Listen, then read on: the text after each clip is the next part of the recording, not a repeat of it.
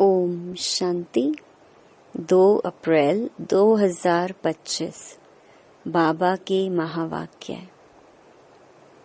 मीठे बच्चे, इस पुरानी पतित दुनिया से तुम्हारा बेहद का वैराग्य चाहिए, क्योंकि तुम्हें पावन बनना है। तुम्हारी चढ़ती कला से सबका भला होता है। प्रश्न, कहा जाता है आत्मा अपना ही शत्रु, अपना ही मित्र है।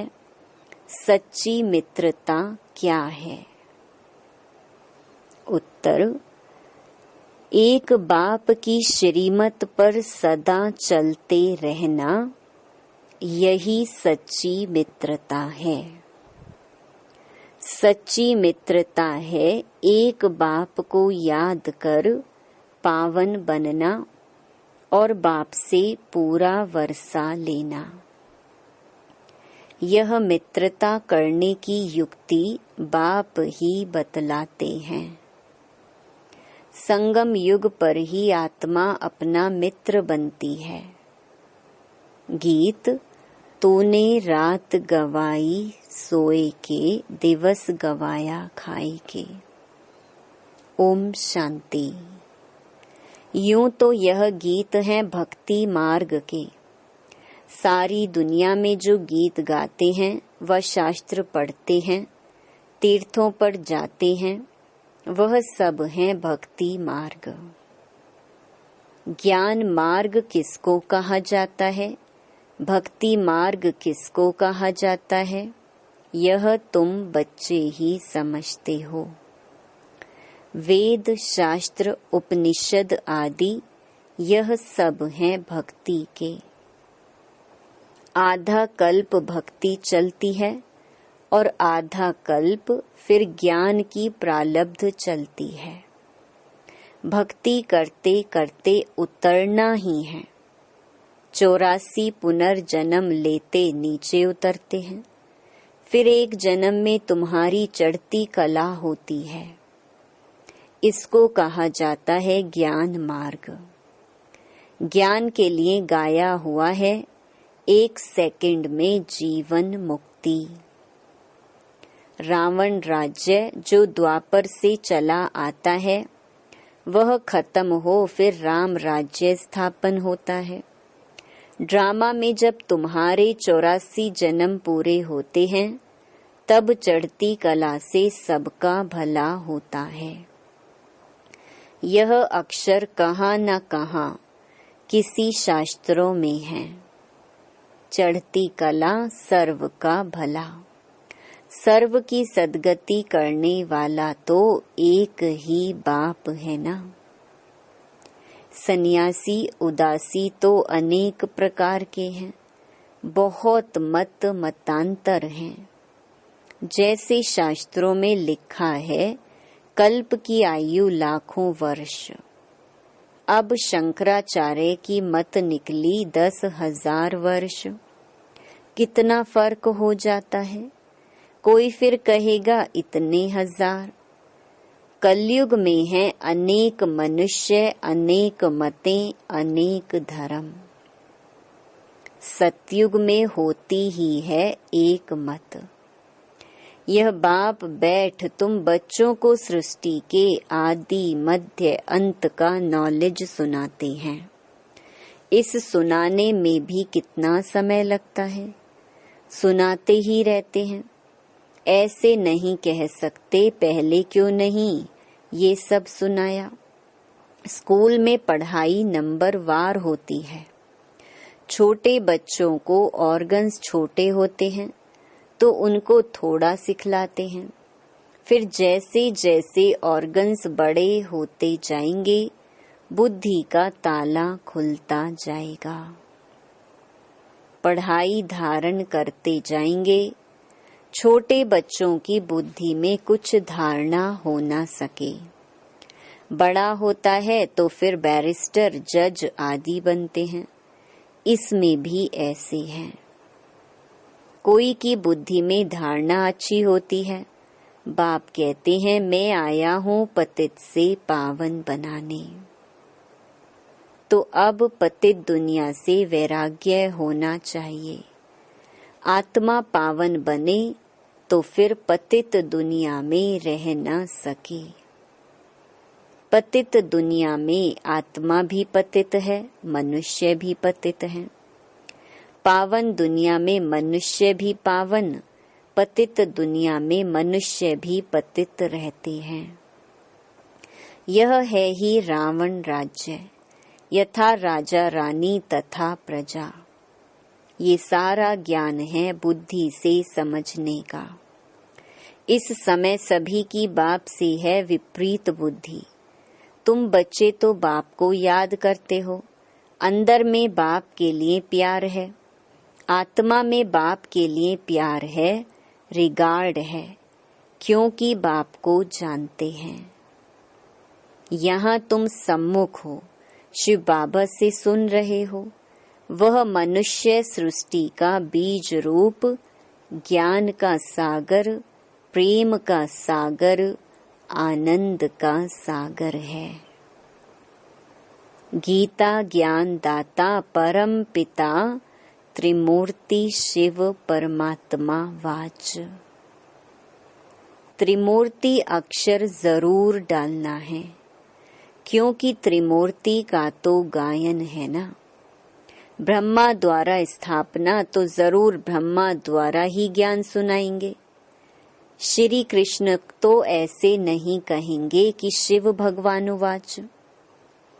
प्रेरणा से कुछ होता नहीं, ना उनमें शिव बाबा की प्रवेशता हो सकती है। शिव बाबा तो पराये देश में आते हैं। सतयुग तो श्री कृष्ण का देश है ना, तो दोनों की महिमा अलग अलग है। मुख्य बात ही यह है। सतयुग में गीता तो कोई पढ़ते नहीं, भक्ति मार्ग में तो जन्म जन्मांतर पढ़ते हैं। ज्ञान मार्ग में तो वह हो न सके। भक्ति मार्ग में ज्ञान की बातें होती नहीं। अभी रचता बाप ही रचना के आदि मध्य अंत का ज्ञान देते हैं। मनुष्य तो रचता हो न सके।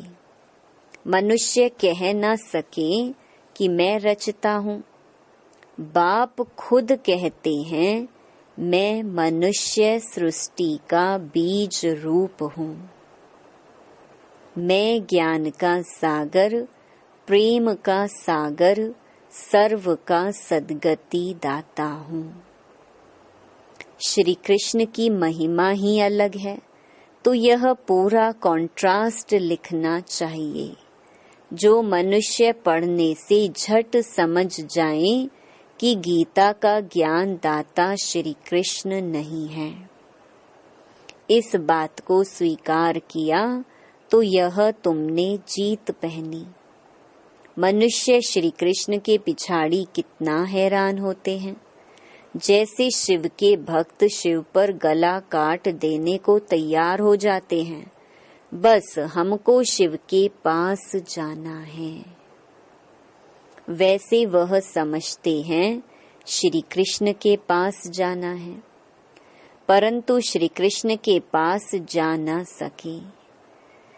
श्री कृष्ण के पास बलि चढ़ने की बात नहीं होती है। देवियों पर बलि चढ़ते हैं, देवताओं पर कभी कोई बलि नहीं चढ़ेंगे।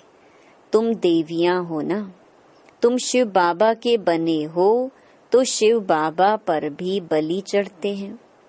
शास्त्रों में हिंसक बातें लिख दी हैं। तुम तो शिव बाबा के बच्चे हो, तन मन धन बलि चढ़ाते हो।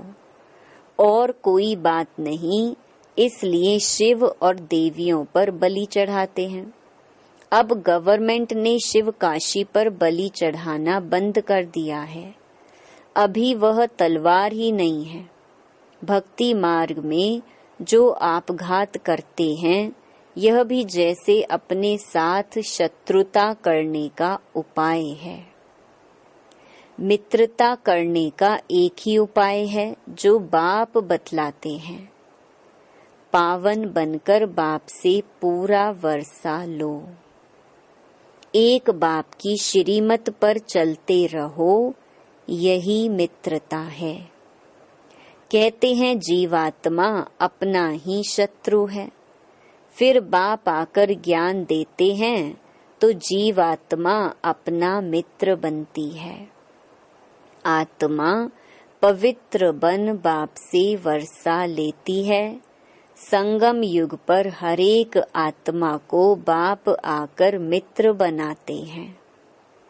आत्मा अपना मित्र बनती है, श्रीमत मिलती है तो समझती है हम बाप की मत पर ही चलेंगे। अपनी मत पर आधा कल्प चले, अब श्रीमत पर सद्गति को पाना है, इसमें अपनी मत चल ना सके। बाप तो सिर्फ मत देते हैं, तुम देवता बनने आए हो ना। यहाँ अच्छे कर्म करेंगे तो दूसरे जन्म में भी अच्छा फल मिलेगा, अमर लोक में। यह तो है ही मृत्यु लोक। यह राज भी तुम बच्चे ही जानते हो, सो भी नंबरवार। कोई की बुद्धि में अच्छी रीति धारणा होती है, कोई धारणा नहीं कर सकते, तो इसमें टीचर क्या कर सकते हैं? टीचर से कृपा व आशीर्वाद मांगेंगे क्या? टीचर तो पढ़ाकर अपने घर चले जाते हैं। स्कूल में पहले पहले खुदा की बंदगी आकर करते हैं, हे खुदा हमको पास कराना, तो फिर हम भोग लगाएंगे। टीचर को कभी नहीं कहेंगे कि आशीर्वाद करो। इस समय परमात्मा हमारा बाप भी है तो टीचर भी है। बाप की आशीर्वाद तो अंडरस्टूड है ही। बाप बच्चे को चाहते हैं, बच्चा आए तो उसको धन दूं, तो यह आशीर्वाद हुई ना। यह एक कायदा है। बच्चे को बाप से वर्षा मिलता है, अब तो तमो प्रधान ही होते जाते हैं। जैसा बाप वैसे बच्चे, दिन प्रतिदिन हर चीज तमो प्रधान होती जाती है। तत्व भी तमो प्रधान ही होते जाते हैं। यह है ही दुख धाम। 40,000 वर्ष अभी और आयु हो तो क्या हाल हो जाएगा। मनुष्यों की बुद्धि बिल्कुल ही तमो प्रधान हो गई है। अभी तुम बच्चों की बुद्धि में बाप के साथ योग रखने से रोशनी आ गई है। बाप कहते हैं जितना याद में रहेंगे उतना लाइट बढ़ती जाएगी। याद से आत्मा पवित्र बनती है, लाइट बढ़ती जाती है। याद ही नहीं करेंगे तो लाइट मिलेगी नहीं। याद से लाइट वृद्धि को पाएगी। याद नहीं किया और कोई विकर्म कर लिया तो लाइट कम हो जाएगी। तुम पुरुषार्थ करते हो सतो प्रधान बनने का, ये बड़ी समझने की बातें हैं। याद से ही तुम्हारी आत्मा पवित्र होती जाएगी। तुम लिख भी सकते हो, यह रचयिता और रचना का ज्ञान श्री कृष्ण दे नहीं सकते, वह तो है प्रारब्ध। यह भी लिख देना चाहिए कि 84वें अंतिम जन्म में कृष्ण की आत्मा फिर से ज्ञान ले रही है, फिर फर्स्ट नंबर में जाते हैं। बाप ने यह भी समझाया है, सतयुग में 9 लाख ही होंगे, फिर उनसे वृद्धि भी होगी ना। दास दासियां भी बहुत ही होंगे ना। जो पूरे 84 जन्म लेते हैं, 84 जन्म ही गिने जाते हैं। जो अच्छी रीति इम्तिहान पास करेंगे वह पहले पहले आएंगे। जितना देरी से जाएंगे तो मकान पुराना तो कहेंगे ना। नया मकान बनता है, फिर दिन प्रतिदिन आयु कम होती जाएगी। वहाँ तो सोने के महल बनते हैं, वह तो पुराने हो ना सके। सोना तो सदैव चमकता ही होगा, फिर भी साफ जरूर करना पड़े। जेवर भी भल पक्के सोने के बनाओ तो भी आखिरीन चमक तो कम होती है, फिर उनको पॉलिश चाहिए। तुम बच्चों को सदैव यह खुशी रहनी चाहिए कि हम नई दुनिया में जाते हैं। इस नरक में यह अंतिम जन्म है। इन आँखों से जो देखते हैं, जानते हैं, यह पुरानी दुनिया, पुराना शरीर है। अभी हमको सतयुग नई दुनिया में नया शरीर लेना है। 5 तत्व भी नए होते हैं, ऐसे विचार सागर मंथन चलना चाहिए। यह पढ़ाई है ना, अंत तक तुम्हारी यह पढ़ाई चलेगी। पढ़ाई बंद हुई तो विनाश हो जाएगा, तो अपने को स्टूडेंट समझ इस खुशी में रहना चाहिए ना। भगवान हमको पढ़ाते हैं, यह खुशी कोई कम थोड़ी है। परंतु साथ साथ माया भी उल्टा काम करा लेती है। 5-6 वर्ष पवित्र रहते, फिर माया गिरा देती। एक बार गिरे तो फिर वह अवस्था हो न सके। हम गिरे हैं तो वह घृणा आती है। अभी तुम बच्चों को सारी स्मृति रखनी है। इस जन्म में जो पाप किए हैं, हर एक आत्मा को अपने जीवन का तो पता है ना। कोई मंद बुद्धि, कोई विशाल बुद्धि होते हैं। छोटेपन की हिस्ट्री याद तो रहती है ना। यह बाबा भी छोटेपन की हिस्ट्री सुनाते हैं ना। बाबा को वह मकान आदि भी याद है, परंतु अभी तो वहाँ भी सब नए मकान बन गए होंगे। 6 वर्ष से लेकर अपनी जीवन कहानी याद रहती है। अगर भूल गया तो डल बुद्धि कहेंगे। बाप कहते हैं अपनी जीवन कहानी लिखो। लाइफ की बात है ना। मालूम पड़ता है लाइफ में कितने चमत्कार थे। गांधी, नेहरू आदि के कितने बड़े बड़े वॉल्यूम बनते हैं। लाइफ तो वास्तव में तुम्हारी बहुत वैल्यूबल है। वंडरफुल लाइफ यह है मोस्ट वैल्यूबल, अमूल्य जीवन। इनका मूल्य कथन नहीं किया जा सकता। इस समय तुम ही सर्विस करते हो। यह लक्ष्मी नारायण कुछ भी सर्विस नहीं करते। तुम्हारी लाइफ बहुत वैल्यूबल है, जबकि औरों का भी ऐसा जीवन बनाने की सर्विस करते हो। जो अच्छी सर्विस करते हैं वह गायन लायक होते हैं। वैष्णव देवी का भी मंदिर है ना। अभी तुम सच्चे सच्चे वैष्णव बनते हो। वैष्णव माना जो पवित्र हैं। अभी तुम्हारा खान पान भी वैष्णव है। पहले नंबर के विकार में तो तुम वैष्णव पवित्र हो ही।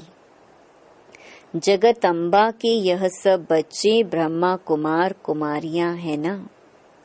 ब्रह्मा और सरस्वती, बाकी बच्चे हैं उनकी संतान। नंबरवार देवियां भी हैं जिनकी पूजा होती है। बाकी इतनी भुजाएं आदि दी हैं, वह सब हैं फालतू। तुम बहुतों को आप समान बनाते हो तो भुजाएं दे दी हैं। ब्रह्मा को भी 100 भुजा वाला, 1000 भुजा वाला दिखाते हैं। ये सब भक्ति मार्ग की बातें हैं। तुमको फिर बाप कहते हैं दैवी गुण भी धारण करने हैं। किसको भी दुख ना दो। किसको उल्टा सुल्टा रास्ता बताए सत्यानाश ना करो। एक ही मुख्य बात समझानी चाहिए कि बाप और वर्षे को याद करो। अच्छा, मीठे मीठे सिकिलधे बच्चों प्रति मात पिता बाप दादा का याद प्यार और गुड मॉर्निंग। रूहानी बाप की रूहानी बच्चों को नमस्ते। धारणा के लिए मुख्य सार। पहला, गायन व पूजन योग्य बनने के लिए पक्का वैष्णव बनना है। खान पान की शुद्धि के साथ साथ पवित्र रहना है। इस वैल्यूबल जीवन में सर्विस कर बहुतों का जीवन श्रेष्ठ बनाना है। दूसरा, बाप के साथ ऐसा योग रखना है जो आत्मा की लाइट बढ़ती जाए। कोई भी विकर्म कर लाइट कम नहीं करना है। अपने साथ मित्रता करनी है। वरदान, स्व स्थिति की सीट पर स्थित रह परिस्थितियों पर विजय प्राप्त करने वाले मास्टर रचता भव। कोई भी परिस्थिति प्रकृति द्वारा आती है, इसीलिए परिस्थिति रचना है और स्व स्थिति वाला रचयिता है। मास्टर रचता व मास्टर सर्वशक्तिवान कभी हार खा नहीं सकते, असंभव है। अगर कोई अपनी सीट छोड़ते हैं तो हार होती है। सीट छोड़ना अर्थात शक्तिहीन बनना। सीट के आधार पर शक्तियां स्वतः आती हैं। जो सीट से नीचे आ जाते उन्हें माया की धूल लग जाती है। बाप दादा के लाडले मर जीवा जन्मधारी ब्राह्मण कभी देह अभिमान की मिट्टी में खेल नहीं सकते। स्लोगन, दृढ़ता कड़े संस्कारों को भी मोम की तरह पिघला माना खत्म कर देती है। अव्यक्त इशारे, कंबाइंड रूप की स्मृति से सदा विजयी बनो। जैसे ज्ञान स्वरूप हो ऐसे स्नेह स्वरूप बनो। ज्ञान और स्नेह दोनों कंबाइंड हो, क्योंकि ज्ञान बीज है, पानी स्नेह है। अगर बीज को पानी नहीं मिलेगा तो फल नहीं देगा। ज्ञान के साथ दिल का स्नेह है तो प्राप्ति का फल मिलेगा। अच्छा, ओम शांति।